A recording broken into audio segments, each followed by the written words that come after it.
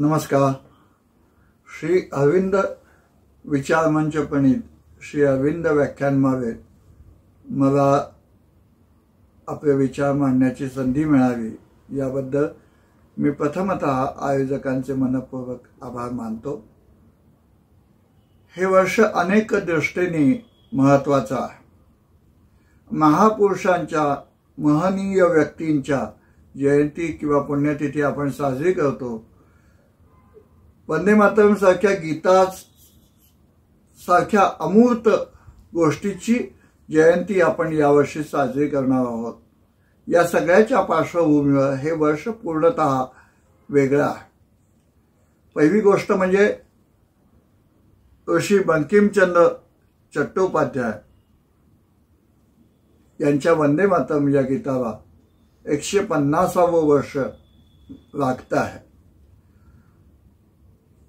श्री अरविंदांचे आजोबा ऋषी राजनारायण बसू यांची 125वी पुण्यतिथी नुकतीच पूर्ण झाली. पुण्यतिथी वर्ष आणि 1826चा त्यांचा जन्म आहे. त्यांची आता 200वे जयंती वर्ष पुढच्या वर्षात सुरू होणार आहे. संपूर्ण भारतामध्ये पहिलं हिंदू संघटन काढणारे, इंग्रजांच्या राजवटीमध्ये, पारतंत्र्य राजवटीमध्ये पहिलं हिंदू संघटन काढणारे असे ते पहिली व्यक्ती आहेत. ऋषी राजनारायण बसू, श्री अरविंदांचे आईचे वडील, आजोबा. याशिवाय आत्ताचं हे वर्ष श्री अरविंदांचं महासमाधीचं 75वं वर्ष आहे. आणि त्यामुळे या सगळ्या गोष्टींच्या पार्श्वभूमीवर वंदे मातरम, आनंदमठ आणि श्री अरविंद असा थोडा वेगळा विषय मांडताना मला अतिशय आनंद होतो. मुळात मी वंदे मातरम या विषयाचा गेले अनेक वर्ष अभ्यासक आहे. त्यावर वेगळं संशोधन करण्याचा प्रयत्न करतो आहे. या सगळ्या अभ्यासाच्या मार्गामध्ये श्री अरविंदांचं वंदे मातरम विषयीचं जे योगदान आहे, बंकिमचंद्रांच्या चरित्रावर त्यांनी लिहिलेला काही भाग आहे, या सगळ्याचा भाग वाचनात आल्यानंतर असं जाणवलं की वंदे मातरमचं, आनंदमठचं आणि श्री अरविंदांचं एक वेगळं, अतिशय सुंदर असं नातं आहे. ते नातं काही प्रमाणात जेवढं मला समजलंय तेवढं माझ्या कुवतीनुसार मांडण्याचा मी प्रयत्न करणार आहे. मुळात एखाद्या मोठ्या गोष्टीला किंवा एखाद्या महामंत्राला सुद्धा समोर आणण्यासाठी सुद्धा विशिष्ट घटनेची किंवा विशिष्ट व्यक्तींची आवश्यकता असते. आपण म्हणतो प्रत्येक गोष्टीला योग्य अशी वेळ यावी लागते. तसं एखाद्या मोठ्या व्यक्तीचं मोठेपण आणण्यासाठी तेवढीच मोठी व्यक्ती पुढे यावी लागते. वंदे मातरमचे एक अभ्यासक अमरेंद्र गाडगीळ असं म्हणतात की श्रीरामासाठी वाल्मिकी हवे असतात, श्रीकृष्णासाठी कृष्णद्वैपायन व्यास हवे असतात, श्री रामकृष्णांसाठी एखादा रोमारोला जन्माला यावा लागतो, नेपोलियनसाठी ॲबट असावा लागतो, जॉन्सन करता बॉसवेल पुढे यावा लागतो. बंकिमचंद्रांसाठी श्री अरविंदांनी हीच भूमिका या शतकाच्या पहिल्या दशकात अत्यंत उत्तम रीतीनं पार पाडलेली आहे. बंकिमचंद्रांना श्री अरविंदांनी सगळ्यात पहिल्यांदा ऋषी असं संबोधलं आहे, द्रष्टा ऋषी म्हणून संबोधलं आहे. हे महान गीत कोणत्या सुप्त शक्तीने संपन्न आहे आणि भविष्यात त्या गीताकडनं काय चमत्कार घडणार आहे हे जेवढं बंकिमचंद्रांना किंवा त्या गीतकाराला माहिती होतं तेवढंच श्री अरविंदांच्या द्रष्ट्या अशा भविष्य दृष्टीला ते स्पष्ट दिसलं होतं. बंकिमचंद्रांना भारत मातेला हिंदुस्थानच्या स्वरूपात दुर्गा दिसली, तर वंदे मातरम या गीतातून त्यांना दुर्गेचं दिव्य असं स्वरूप प्राप्त झालं. वंदे मातरमचं आणि बंकिमचंद्रांचं द्रष्टेपण वंदे मातरमचं सामर्थ्य श्री अरविंदांनी नेमकेपणाने जाणवलं होतं. श्री अरविंदांचा जन्म भारतीय स्वातंत्र्य मिळण्यापूर्वी 75 वर्षांचा. श्री अरविंदांचं सगळं चरित्र आपल्याला ज्ञात आहे, ते मुद्दामून मी सांगण्याची आवश्यकता नाही. पण बंकिमचंद्र आणि वंदे मातरम या विषयात श्री अरविंदांचा संबंध खूप निकटचा आहे. श्री अरविंद हे परदेशामधनं इंग्लंडमधनं भारतात पहिले परत आले आणि ते बडोद्यामध्ये काम करू लागले. अशा वेळी 1894 मध्ये बंकिमचंद्रांचं निधन झालं. तोपर्यंत एकच वर्ष श्री अरविंदांना सयाजीराव गायकवाडांकडे येऊन झालेलं होतं आणि त्याच सुमारास त्यांनी 2 लेख 16 जुलै आणि 27 ऑगस्ट 1894 या 2 दिवशी त्यांनी श्री अरविंदांनी बंकिमचंद्रांच्या एकूण आयुष्यावर, त्यांच्या कार्यावर लेख लिहिले. खरं म्हणजे इंग्लंडमध्ये असताना त्यांना बंकिमचंद्रांच्या कामाचा किंवा त्यांच्या लिखाणाचा फारसा संबंध आला नसेल, परंतु इथं आल्यानंतर अल्पावधीत त्यांनी अनेक भाषांवर प्रभुत्व मिळवलं. बंगाली ही त्यांची मातृभाषा, मराठी शिकले. संस्कृतवर तर त्यांनी इतकं प्रभुत्व मिळवलं की पुढच्या काही 7-8 वर्षांमध्ये त्यांनी भवानी भारतीसारखी 99 श्लोकांची अत्यंत सुंदर अशी संस्कृतमध्ये रचना केली.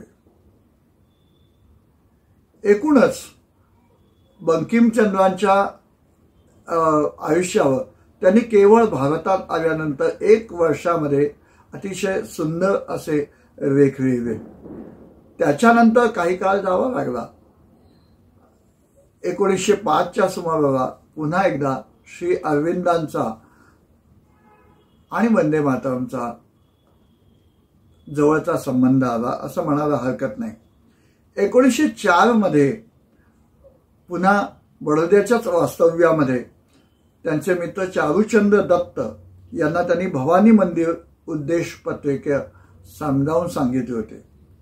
राष्ट्रमतचे संपादक हरिभाऊ मोडक आणि वसईचे वकील काकासाहेब पाटील यांच्या समोर त्यांनी भवानी मंदिराची रचना पहिल्यांदा सांगितली असं म्हटलं जातं.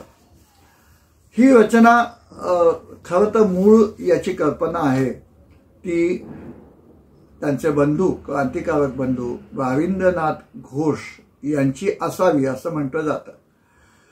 कारण आनंदमठ ही कादंबरी बंकिमचंद्रांनी 1880 मध्ये लिहून पूर्ण केली होती, परंतु ती बंगदर्शनच्या 1880 ते 1882 या काळामध्ये क्रमशः प्रकाशित झाली.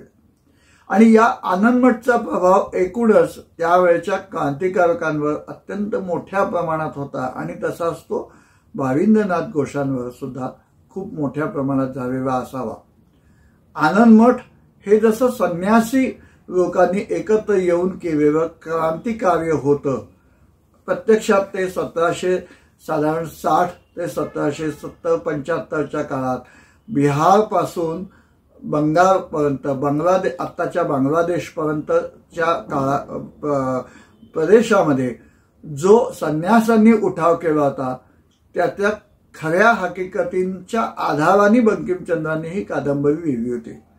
हे सगळे संन्यासी जसं म्हणतात, त्यांचा मुख्य जो सत्यानंद आहे तो असं म्हणतो की आम्हाला बंधू नाही, बहीण नाही, आई नाही, वडील नाही, आम्हाला आहे ती फक्त सस्य श्यामला माता. आणि ही भारत मातेची जी संकल्पना बंकिमचंद्रांना त्यांचे गुरु, साहित्याचे गुरु ईश्वरचंद्र गुप्त यांच्या साहित्यामधून, यांच्या कवितेतून मिळाली होती, तीच तशाच प्रकारची बंकिमचंद्रांनी आपल्या वंदे मातरममधनं भारत मातेची प्रतिमा साकार केली. खरं म्हणजे 1875 मध्ये बंकिमचंद्रांनी वंदे मातरम हे गीत कार्तिक शुद्ध नवमीच्या दिवशी लिहून पूर्ण केलं आणि ते काही काळात प्रकाशितही व्हावं.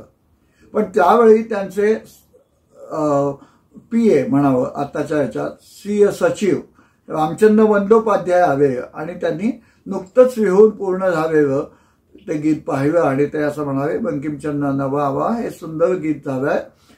आत्ताचं बंगदर्शनच्या अंकामध्ये काही जागा शिल्लक आहे, ते पूर्ण करण्यासाठी हे गीत उपयोगी पडेल. तेव्हा बंकिमचंद्रांनी त्यांच्या हातातून तो कागद काढून घेतला आणि ते असं म्हणावे की हे गीत कुठेही जागा भरण्यासाठी झालेलं नाही.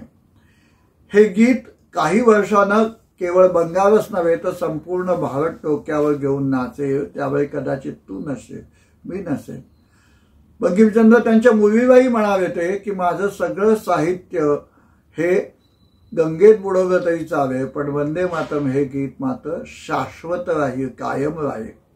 आणि हे गीताचं जे मोठेपण आहे ते आनंद मठमधनं आलं.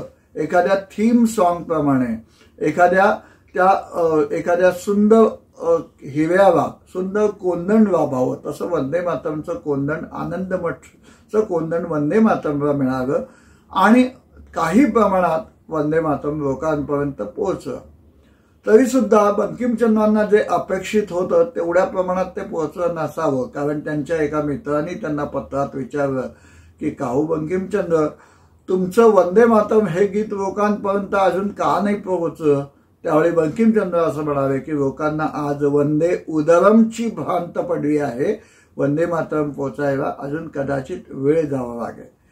हे मुद्दामून सविस्तर सांगण्याचं कारण असं की या गीताचं मोठेपण आणण्यासाठी तेवढ्याच मोठ्या व्यक्तीची, अधिकारी व्यक्तीची गरज होती आणि ती अधिकारी व्यक्ती श्री अरविंदांच्या रूपानं काही वर्ष जावी लागली आणि त्यांच्या रूपानं मिळाली आणि वंदे मातरम गीताचं मोठेपण लोकांच्या समोर आलं.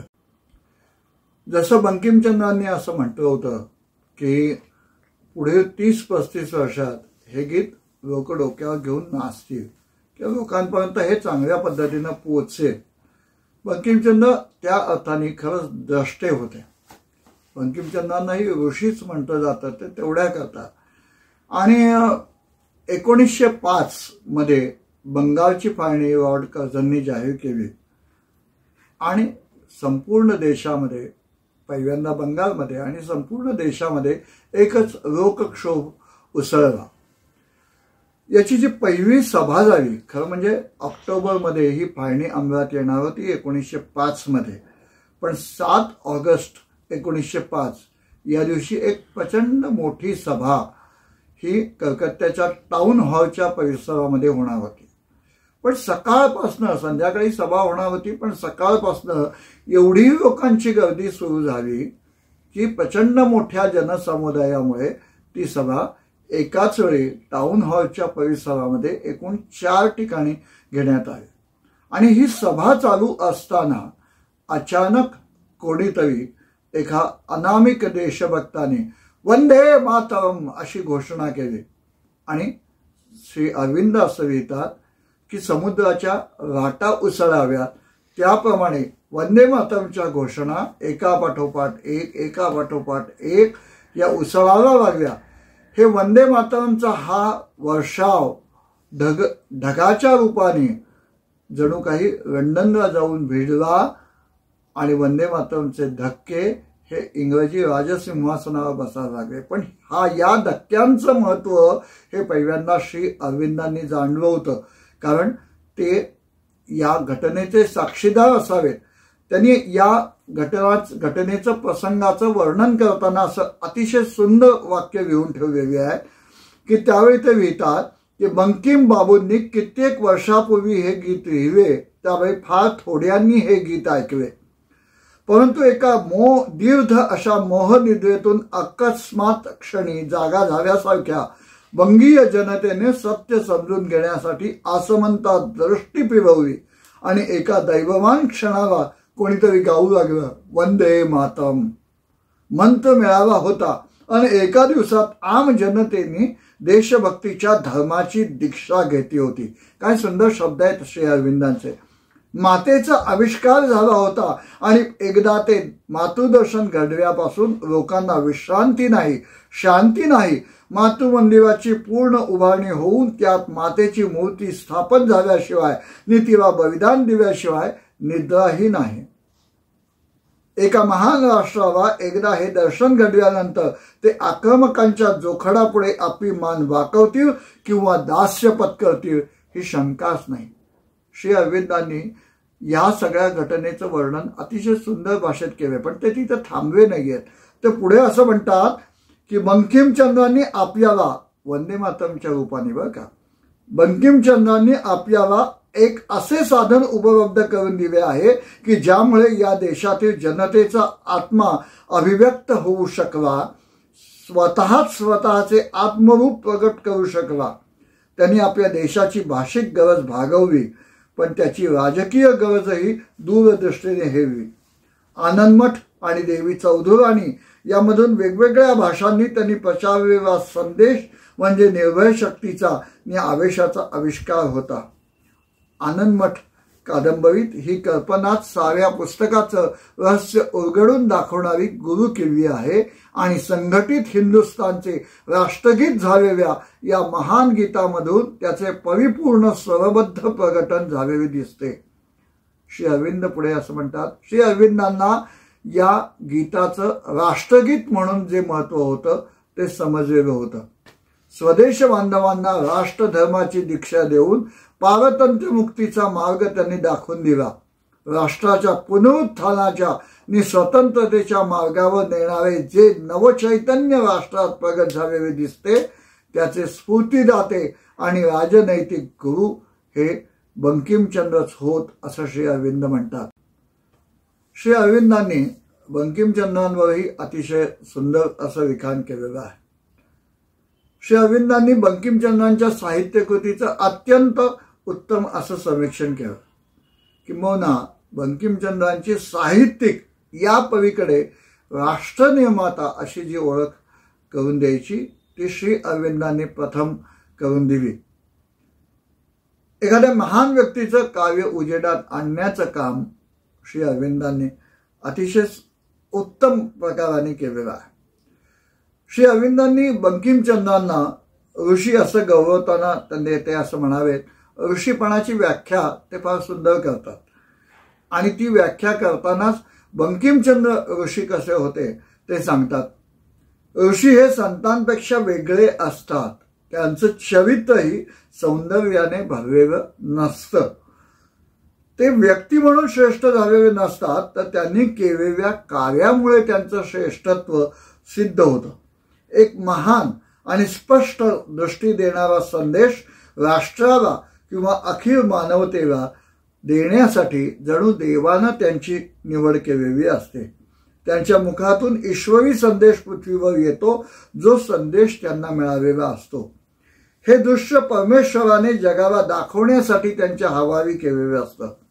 एका दैवी क्षणी त्यांच्यात एक स्फूर्ती अवतरते आणि शब्दांच्या रूपाने ते संदेश ऋषींच्या मुखातून बाहेर पडतात. त्यामुळे श्रोत्यांच्या अंतरंगात स्फूर्ती निर्माण होते, त्यांच्या मनातील शंका दूर होतात, त्यांचं ध्येय काय याचा विचार हृदयात दृढ होतो व सामान्यतः केवळ अशक्य वाटणारी कामे ते करून दाखवतात. अशा शब्दांना मंत्र म्हटलं जातं. ज्या मंत्रांचा साक्षात्कार त्यांना प्रथम झाला त्या मंत्रानेच त्यांना ऋषी या पदावर नेऊन पोचवलं. बंकिमचंद्रांनी प्रत्यक्ष लढ्यात किंवा राजकारणात भाग घेतला नाही. श्री अरविंदांनी सशस्त्र लढ्यात सहभाग घेतला. आपल्या लेखणीनं अनेक क्रांतिकारकांना नैतिक बळ दिलं. बंकिमचंद्र आणि श्री अरविंद यांचं नातं एकमेकांना न भेटलेल्या परंतु अंतरीची खून पटलेल्या महापुरुषांचंच आहे. या दोन्ही ऋषितुल्य व्यक्तिमत्वाने स्वातंत्र्य लढ्यातली ही अभूतपूर्व अशी दोन्ही व्यक्तिमत्व आहेत. बंकिमचंद्रांबद्दल श्री अरविंदच असं म्हणतात की भारत निर्मात्याचा यथार्थ गौरव करण्यासाठी पुढील पिढी जेव्हा स्तुतिस्तोत्र गात राहून पुष्पहार घेऊन पुढे येतील तेव्हा ती आपल्या हातातील पुष्पमाला सत्तासक्त राजकारण्यांच्या घामट कपाळावर ठेवणार नाहीत की भाषणबाज सुधारकांच्या डोक्यावर घालणार नाहीत, तर सत्तेची इच्छाही मनात न धरता निसर्गाप्रमाणे सहज कर्तव्य म्हणून शांतपणे काम करीत राहणाऱ्या आणि कोणत्याही प्रकारची अपेक्षा न ठेवता आपल्यामधलं अत्युत्कृष्ट जे असेल ते देत राहणाऱ्या बंकिमचंद्रांसारख्या दयाळू वंगपुरुषांच्या प्रसन्न कंठात ती पुष्पमाला अर्पण करेल. हे शब्द म्हणजे एका ऋषीनं दुसऱ्या ऋषीला वाहिलेली शब्दरूप आदरांजली आहे. मुळात वंदे मातरम या शब्दाला 3, 4 कदाचित 5 ऋषितुल्य व्यक्तींचा पवित्र स्पर्श झालेला आहे. त्यात पहिला आहेत ते स्वतः बंकिमचंद्र चट्टोपाध्याय ज्यांना ऋषी म्हटलं जातं. दुसरे आहेत ते योगी अरविंद, श्री अरविंद. तिसरे रवींद्रनाथ ठाकूर, हे ऋषितुल्य आहेत. चौथ्या आहेत त्या भगिनी निवेदिता, स्वामी विवेकानंदांच्या शिष्या, ज्यांनी वंदे मातरम हे शब्द पहिल्यांदा इंग्रजांविरुद्धच्या लढ्यामधल्या पहिल्या भारतीय ध्वजावर अंकित केले. वंदे मातरम हे शब्द त्या भगिनी निवेदिता. आणि 5वे आहे ते वंदे मातरम हे शब्द आपल्या तेजस्वी कंठामधनं लोकांपर्यंत पोहोचवणारे पंडित विष्णू दिगंबर पलुस्कर. या सगळ्या ऋषितुल्य व्यक्तींमध्ये पहिली जी शृंखला आहे ती ऋषी बंकिमचंद्र चट्टोपाध्याय आणि श्री अरविंद यांची. श्री अरविंदांचा आणि बंकिमचंद्रांचा पुन्हा एकदा संबंध आला आहे. तो 1904 मध्ये म्हणजे बंगभंग फाळणीच्या आधी, बंगालच्या फाळणीच्या आधी बडोद्याच्या वास्तव्यामध्ये त्यांनी आपले मित्र चारुचंद्र दत्त यांना पहिल्यांदा भवानी मंदिराची कल्पना सांगितली. भवानी मंदिर ही कल्पना भाविंद्रनाथ घोष त्यांचे बंधू, क्रांतिकारक बंधू, धाकटे बंधू त्यांनी पहिल्यांदा सांगितले. आनंदमठ प्रमाणे आपलाही एक असा आश्रम कुठे व्हावा की जिथं क्रांतिकारकांना शिक्षण मिळेल आणि अशा प्रकारचं केंद्र उभारण्यासाठी काही एक चौकट तुम्ही करून द्यावी अशी विनंती बहुतेक भाविंद्रनाथांनी श्री अरविंदांना केली असावी. आणि अरविंदांनी त्यानुसार भवानी मंदिर ही रचना केली. पण भाविंद्रनाथ घोषांना ज्या पद्धतीचं भवानी मंदिर पाहिजे होतं किंवा ज्या पद्धतीचा आश्रम पाहिजे होता तसा श्री अरविंदांना अपेक्षित नसावा.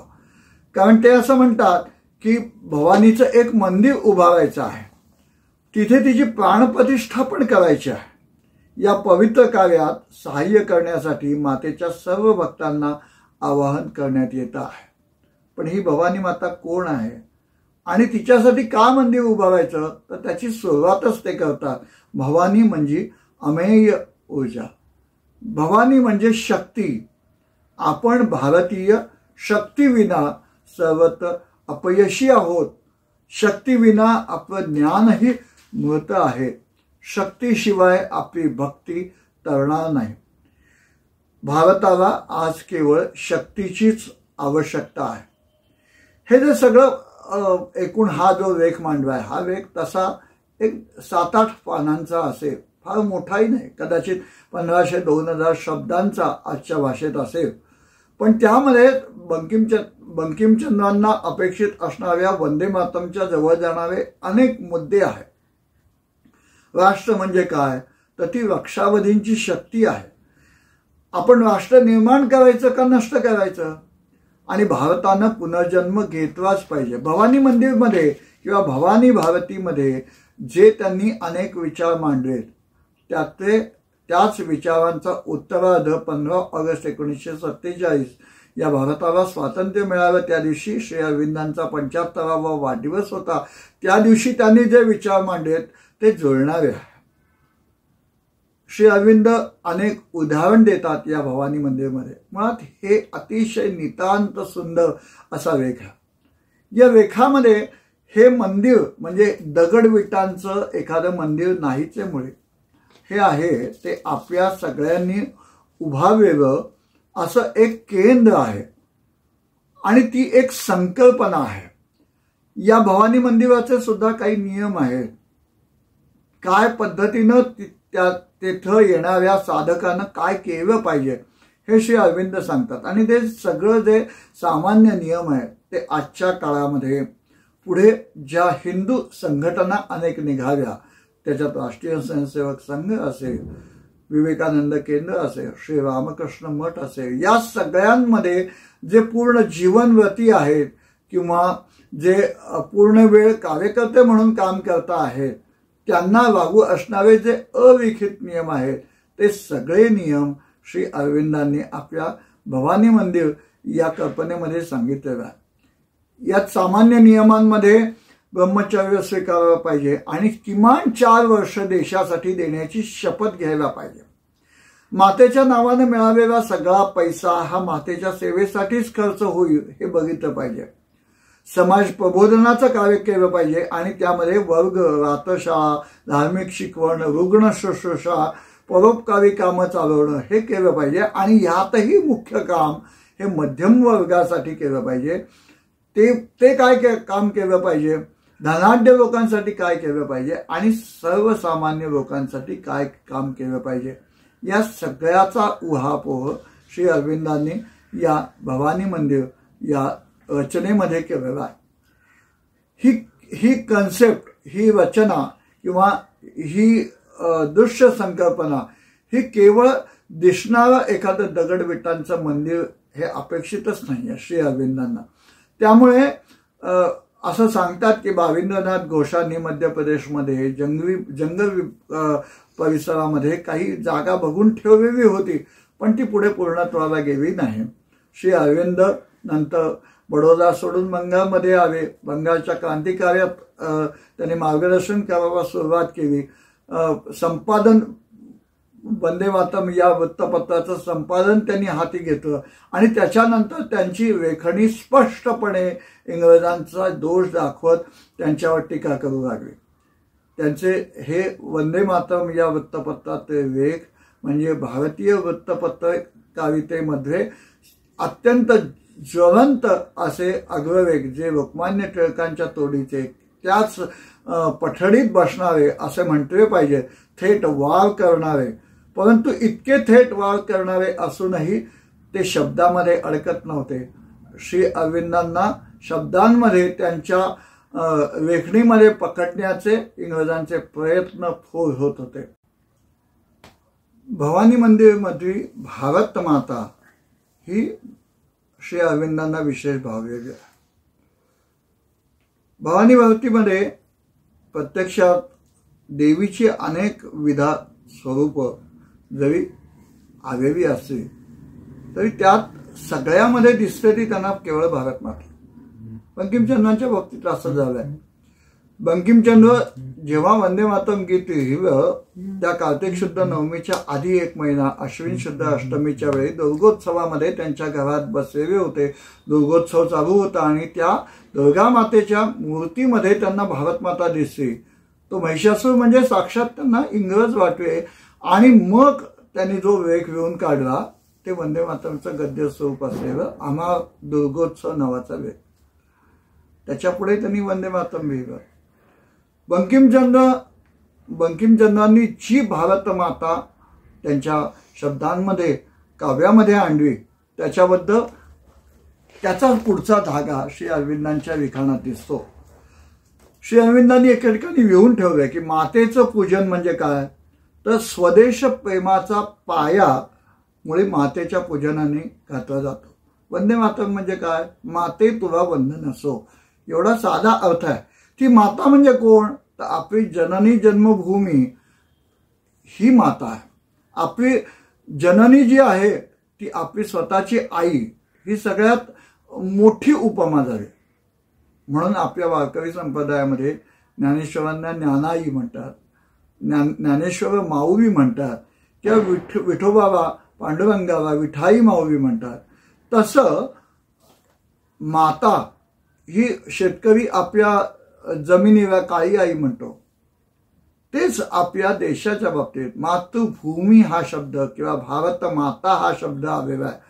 आणि त्याबद्दल श्री अरविंद असं म्हणतात की बंकिमचंद्रांचं वंदे मातरम हे राष्ट्रगीत आम्ही वरवर म्हणतो, ते ज्या दिवशी आमच्या हृदयात जाऊन भिडेल त्याच दिवशी आम्हाला मातेचं दर्शन घडेल आणि त्याच क्षणी आमच्या अंतःकरणात स्वदेश प्रेमाचा आणि बंधुभावाचा जन्म होईल। स्वदेश हीच माझी माता, स्वदेश हाच माझा परमेश्वर ही आमच्या वेदांत धर्माची शिकवण असून आमच्या राष्ट्रीय उद्धारणाचं बीज त्यामध्ये आहे. भारत माता हीच कोटी कोटी भारतीयांची जननी आहे आणि तिची पूजा करणं, तिची सेवा करणं, तिच्यासाठी आत्मसमर्पण करण्याचा मार्ग स्वीकारणं यातच आमचा आणि आमच्या देशाचा उद्धार आहे. बरोबर श्री अरविंदांनी आपल्या भवानी मंदिर या केवळ 99 श्लोकांच्या काव्यामध्ये ही सुक्त आहेत. जणू काही जसं अथर्व वेदातली 12 मंडलातली 63 सुक्त ही पृथ्वी सुक्त हे आद्य राष्ट्रगीत म्हणून मानले जातात, तशी श्री अरविंदांनी लिहिलेली ही 99 सुक्त 99 श्लोक भवानी भारती या नावाचे हे खरोखर आत्ताच्या काळात एक दीर्घ असं राष्ट्रगीत मानायला पाहिजे इतकी त्याची थोरवी आहे. भवानी मंदिर ही 99 श्लोकांची रचना आणि भवानी भारती हा लेख हे दोन्ही म्हणतो तर दोन्ही वेगवेगळे आहेत. एक काव्य आहे, एक गद्य आहे, पण तरीही त्या दोघांमध्ये एक विलक्षण नातं आहे. दोघांमध्ये एक समान धागा आहे, तो म्हणजे भारत माता. कारण या भवानी भारतीमध्ये भारत माता हा शब्द अनेक वेळा येऊन गेलेला आहे, अतिशय सुंदर आलेला आहे. 30व्या श्लोकामध्ये मूळ श्लोक संस्कृत आहे पण त्याचं मराठी भाषांतर सांगतो. हे मम पुत्रा कवी विवासी ऐक मातू वचन, कराव कावी तीच चंडिका करा तिचे भजन, घोर भयंकर रणसंग्रामी नाशित शत्रुरा, पाहशीव तू असुर मर्दिनी भारत मातेला. भारतभूच्या पूर्वजनांना या युद्धासाठी हाकारा तुम्ही नका घाबरू, जय तुमच्या पाठी. जागृत मी मज दावा कोठे खड्ग धनुष्य भाता, निद्रित नरसिंहांनो जागा उठा उठा आता. आता ही भारत माता काय म्हणते तर जेव्हा ते प्रश्न विचारतात की भवानी माता कोण आणि त्याचं उत्तरही ते भवानी भारती या लेखामध्ये देतात. काय देतात तर ती स्वतःच भारत माता उत्तर देते, जगामध्ये आणि तुमच्यामधील शाश्वतापासून प्रवाहित झालेली अनंत ऊर्जा मी आहे. मी विश्वाची माता आहे, जगाची माता आहे आणि तुम्हा पवित्र भारतभूमींच्या वेकरासाठी तिच्या मातीतून जन्माला आलेली, निर्माण झालेली आणि सूर्य पवन यांनी संगोपन केलेली मी भारती भारत माता आहे. नंतर जर तुम्ही विचारा की माता भवानीचे मंदिर आम्ही का उभारायचे तर उत्तर ऐका, मी आज्ञा दिली आहे म्हणून. भाविक धर्माचं केंद्र निर्माण करून तुम्ही शाश्वत चैतन्याची तातडीची इच्छा साकार करून तुमचे ऐहिक जीवन सशक्त बनवण्यासाठी आणि अन्य लोकी महान बनण्यासाठी तुम्ही पुण्य संग्रह करून ठेवा. तुम्ही राष्ट्र निर्मितीच्या कार्यात सहाय्य करीत आहात. संपूर्ण विश्वाला आर्य बनवण्यासाठी तुम्ही एका युगाची निर्मिती करीत आहात. ते राष्ट्र तुमचे स्वतःचे आहे आणि ते युग तुमचे आणि तुमच्या भावी पिढीचे आहे. ते जग म्हणजे समुद्र आणि डोंगर यांचा भूभाग नसेल तर ते जनतेचे संपूर्ण विश्व असेल. श्री अरविंदांचा पुन्हा एकदा बंकिम साहित्याशी आणि बंकिमचंद्रांशी संबंध आला तो अलीपूरच्या तुरुंगातून बाहेर पडल्यानंतर. 14 ऑगस्ट 1909 या दिवसापासून कर्मयोगींच्या अंकामध्ये श्री अरविंदांनी आनंदमठ या कादंबरीचं इंग्रजी भाषांतर प्रकाशित करण्याला सुरुवात केली आणि ते क्रमशः दर अंकामध्ये येत आहे. आता आनंदमठकडे श्री अरविंद का वळवे असावे कारण ज्याप्रमाणे भवानी मंदिरमध्ये किंवा भवानी भारतीमध्ये देवीची उपासना सांगितलेली आहे, भारत मातेसाठी एकत्र येण्याची एक प्रार्थना केलेली आहे. आनंदमठमधले संन्यासी सुद्धा घरदार सोडून राष्ट्रदेवीच्या उपासनेसाठी एकत्र आले. वंदे मातरमध्ये सुद्धा बाहुते तुम्ही मा शक्ती उदये तुम्ही मा भक्ती किंवा कोटी कोटी कंठ कर कर निनाद करावे, कोटी कोटी भुजय खर करवावे या ओळींमधला आशय हा श्री अरविंदांच्या भवानी मंदिरमध्ये आला होता, पण खुद्द आनंदमठ ही कादंबरी श्री अरविंदांना खुणावत असावी आणि त्याचं इंग्रजी भाषांतर त्यांनी करायला सुरुवात केली. एक विशेष म्हणून सांगतो की आनंदमठची मराठीमध्ये जवळजवळ 11 भाषांतर आजपर्यंत झालेली आहे गेल्या 125 वर्षामध्ये. इतर अनेक भाषात भारतीय भाषांमध्ये जी भाषांतरं झाली आहेत ती सगळी मिळून जवळजवळ 25-30 भाषांतरं आनंदमठची झालेली आहेत. वंदे मातरमची सुद्धा वेगवेगळ्या भाषेत जी भाषांतरं झालेली आहेत ती सुद्धा 35 भाषांतरं आहेत. सगळ्या भारतीय भाषांमध्ये ती भाषांतरं झाली आहेत आणि इंग्रजीमध्ये त्याची जवळजवळ 11 भाषांतरं आहेत. पण त्यात सगळ्यांनी भाषांतर करताना वंदे मातरम हे शब्द कायम ठेवलेले आहेत इंग्रजी भाषांतरमध्ये. पण बंकिमचंद्र हे एकच कवी असे आहेत की त्यांनी वंदे मातरमचं भाषांतर करताना इंग्रजीमध्ये VANDEMATARAM अशा पद्धतीनं भाषांतर केलेलं नाही. आनंदमठमध्ये वंदे मातरम हे गीत इंग्रजीमध्ये टाकताना त्यांनी मदर आय बाउ टू दी असा अत्यंत सुरेख असा प्रतिभाशाली आविष्कार केलेला. कारण वंदे मातरम सारख्या गीताचा आविष्कार करण्यासाठी त्या तोडीचा किंवा त्यापेक्षा अधिक असा उत्तुंग प्रतिभेचाच अनुवादक आवश्यक आहे आणि ते केवळ श्री अरविंदच होते.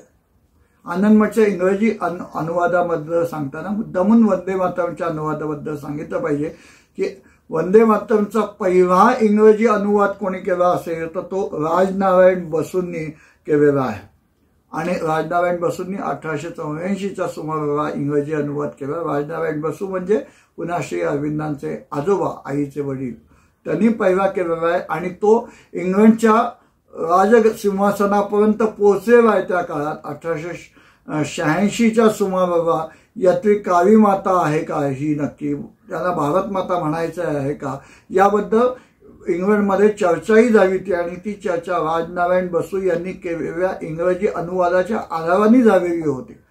इथं राजनारायण बसूनंतर पुन्हा एकदा त्यांच्या नातवानं पुन्हा 30 वर्षानंतर त्याचा अनुवाद केला आणि तो एक नाही तर 2 केले वंदे मातरमचे अनुवाद. एक गद्यात्मक आहे आणि एक पद्यात्मक आहे. आनंदमठचा अनुवाद करताना श्री अरविंदांनी त्याचा पद्यात्मक अनुवाद वापरला आणि तो अत्यंत ओघवत्या भाषेत केलेला आहे. हा एकमेव माझ्या संग्रहात, स्वतःच्या संग्रहात संस्कृतपासून सगळ्या कोकणीपासून सगळ्या भारतीय भाषांमध्ये वंदे मातरम आहेत. आनंदमठ या कादंबरीचे अनुवाद आहेत. त्यात केवळ श्री अरविंद असे एकमेव आहे की ज्यांनी वेगळ्या शब्दांमध्ये स्वतःच्या प्रतिभेनं वंदे मातरमला एका वेगळ्या अनुवादाच्या स्तरावर नेऊन ठेवलेलं आहे. पण श्री अरविंदांनी आनंदमठची सगळी भाषांतर, संपूर्ण भाषांतर केलं का तर नाही केलं. कदाचित तो तसा योग नसेल. त्यांनी सुरुवात केली आणि कर्मयोगींमधनं आणि मग पहिल्या खंडामध्ये 15 प्रकरणं त्यांनी पूर्ण केली आणि मग पुढची जी प्रकरणं आहेत ती त्यांचे बंधू भाविंद्रनाथ घोष हेही प्रतिभाशाली होते, त्यांनी पूर्ण केली. असं का झालं असावं? श्री अरविंदांनी याचा अनुवाद का थांबवला असावा? तर आनंदमठ या कादंबरीचा विचार केला तर यात सरळ 2 भाग दिसतात. पहिला भाग आहे तो गीतेचं अध्यात्म सांगणारा आहे, गीतेमधलं तत्वज्ञान सांगणारा आहे. मुळात बंकिमचंद्रांनी हे सगळे जे आनंदमठ ही कादंबरी आहे ती गीतेच्या 12व्या अध्यायातील 6व्या, 7व्या आणि 8व्या आणि 9व्या या 4 श्लोकांना अर्पण केले. त्यामुळे गीतेचं आणि आनंदमठचं जवळचं नातं आहे. बंकिमचंद्रांचं आणि गीतेचं खूप जवळचं नातं होतं कारण शेवटच्या काळामध्ये बंकिमचंद्र हे संपूर्णतः गीतेचे अभ्यासक झालेले होते. डॉक्टरांनी त्यांना विचारलं की तुमची प्रकृती सुधारण्यासाठी मी जी औषधं देत आहे ती तुम्ही का घेत नाहीये? तर त्याच्यावर बंकिमचंद्र म्हणाले ते की मी तुमची औषधं घेत नाही हे खरं आहे, पण औषध घेत नाही हे मात्र खरं नाही. डॉक्टर म्हणजे कुठली औषधं घेतात? तर त्यांनी आपल्या उषाकारची गीता काढून दाखवली आणि ते म्हणाले हेच माझं औषध आहे. बंकिमचंद्रांनी गीतेवरचं भाष्य लिहायला सुरुवात केली आणि दुर्दैवानं त्यांच्या अकाली झालेल्या निधनामुळे केवळ 54-55व्या वर्षी त्यांचं निधन झालं. त्यामुळे ते गीतेचं भाष्य अपूर्ण राहिलं आणि त्यांच्या निधनानंतर जवळजवळ 20 वर्षांनी ते प्रकाशित झालं. श्रीकृष्ण हाही बंकिमचंद्रांच्या जिव्हाळ्याचा विषय. श्रीकृष्ण चरित्र नावाचं चरित्र श्रीकृष्णाला एका वेगळ्या प्रकाराने बंकिमचंद्रांनी बघितलं आणि त्यांनी मांडला.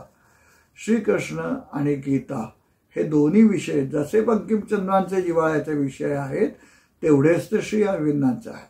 श्री अरविंदांनी गीतेवरचं विवेक भाष्य फार प्रसिद्ध आहे.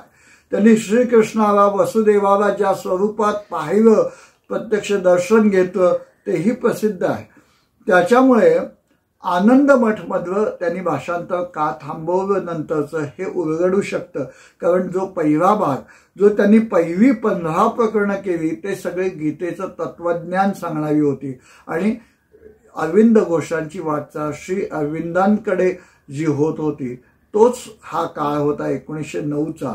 आणि त्यामुळे त्यांनी जो अध्यात्माचा भाग होता तो सगळा पूर्ण केला, अनुवाद केला. आणि पुढचा भाग जो आहे तो सगळा युद्धाचा भाग आहे.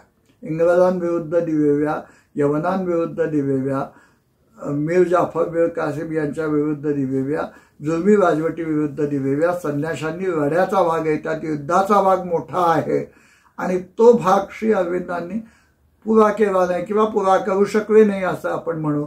आणि तो सगळा युद्धाचा भाग क्रांतिकारी वृत्तीच्या बाविंद्रनाथ घोषांनी पूर्ण केला. हे जे सगळं आनंदमठचं जे अतिशय उत्तम असं भाषांतर श्री अरविंदांनी केले. मुळात श्री अरविंद हे केम्ब्रिजचं इंग्रजी शिकलेले असल्यामुळे त्यांचं इंग्रजी अत्यंत उच्च स्तरावरचं. त्यामुळे आनंदमठची जेवढी भाषांतर आज उपलब्ध आहेत सगळ्या भाषांमध्ये, त्या भाषांमधलं सर्वोत्कृष्ट भाषांतर जे म्हणता येईल ते श्री अरविंदांनी केलेलं भाषांतर आहे. या भाषांतरामध्ये सुद्धा एक गंमत आहे. श्री अरविंदांनी जे वंदे मातरमचं आणि आनंदमठचं जे भाषांतर केलंय त्यात एक लक्षात घेण्यासारखी गोष्ट आहे जी वंदे मातरमचा एक अभ्यासक सव्यासाची भट्टाचार्य यांनी मुद्दामून सांगितलेली आहे.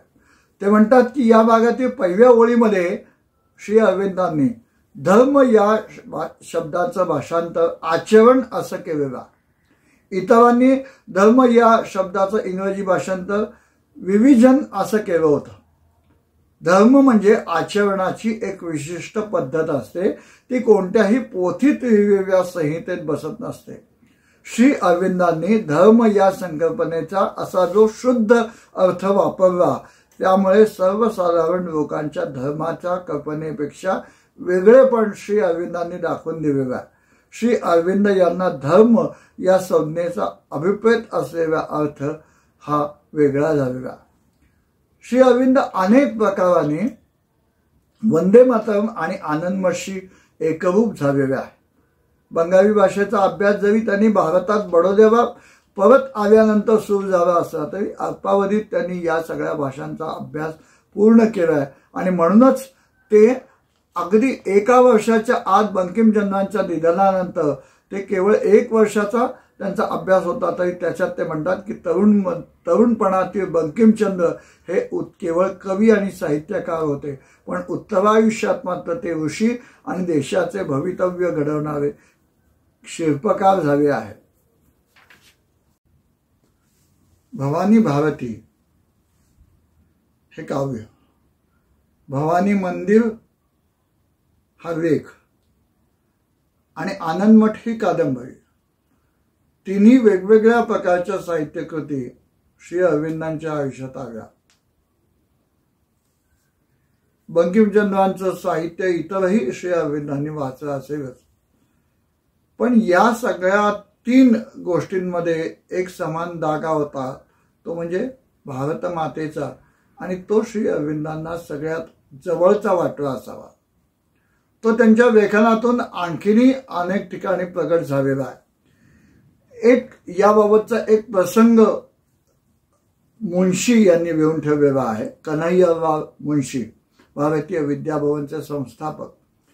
बडोद्याला त्यांनी शिक्षण घेतलं होतं आणि एकदा अरविंदांना मुंशीजींनी विचारलं की राष्ट्रीयतेचा विकास कोणत्या प्रकाराने होऊ शकतो, तेव्हा श्री अरविंदांनी भिंतीवर टांगलेला भारताचा नकाशा दाखवला आणि स्वतःच्या दीर्घ गंभीर आवाजात ते असं म्हणाले की या नकाशाकडे पहा, त्यात भारत मातेची आकृती पहा, ती समजून घ्या. नगर, पर्वत, नदी आणि वनांनी तिचा देह निर्मित झाला आहे. देशाचे लोक हा तिचा कोश आहे. त्यामुळे तिच्या सजीव मांसपेशीचं सर्जन झालं आहे. आपले साहित्य आणि स्मृती ही तिची वाणी आहे. तिच्या संस्कृतीचे चैतन्य हा तिचा आत्मा आहे.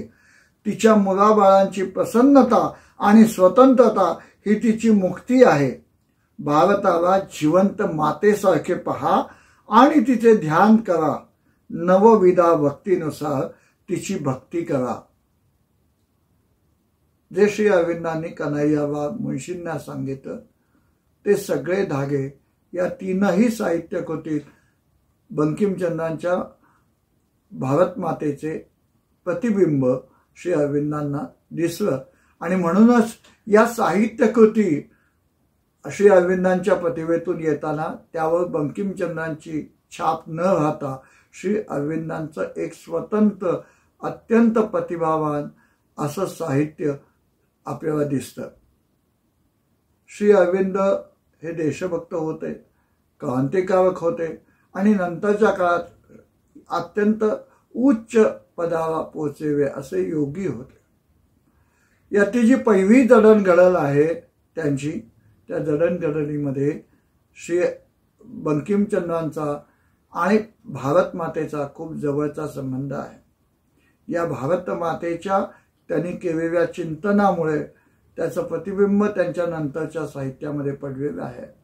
म्हणूनच श्री अरविंद आणि भारत माता हे समीकरण खूप मोठं आहे. आजही आपण अरविंद आश्रमात गेलो तर ज्या ठिकाणी संध्याकाळची सायंकाळची मैदानावरची प्रार्थना होते त्या ठिकाणी संपूर्ण भारताचं चिन्ह अंकित केलेलं आहे, जे त्या श्री अरविंद आश्रमाचं एक महत्त्वाचं चिन्ह मानलं जातं. संपूर्ण भारत माता त्यांना अपेक्षित आहे, खंडित स्वरूपाची नाही. आणि त्याचं सगळं प्रतिबिंब, ते सगळं त्याचं वर्णन हे 15 ऑगस्ट 1947च्या भाषणामध्ये त्यांनी केलेलं आहे. श्री अरविंदांची आता 75वे महासमाधी दिन वर्ष सुरू होत आहे.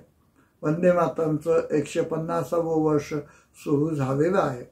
त्यानिमित्ताने या साहित्य कृतींबद्दल श्री अरविंदांच्या आयुष्यातील या साहित्य कृतींचं स्थान याबद्दल बोलण्याची संधी मला मिळावी.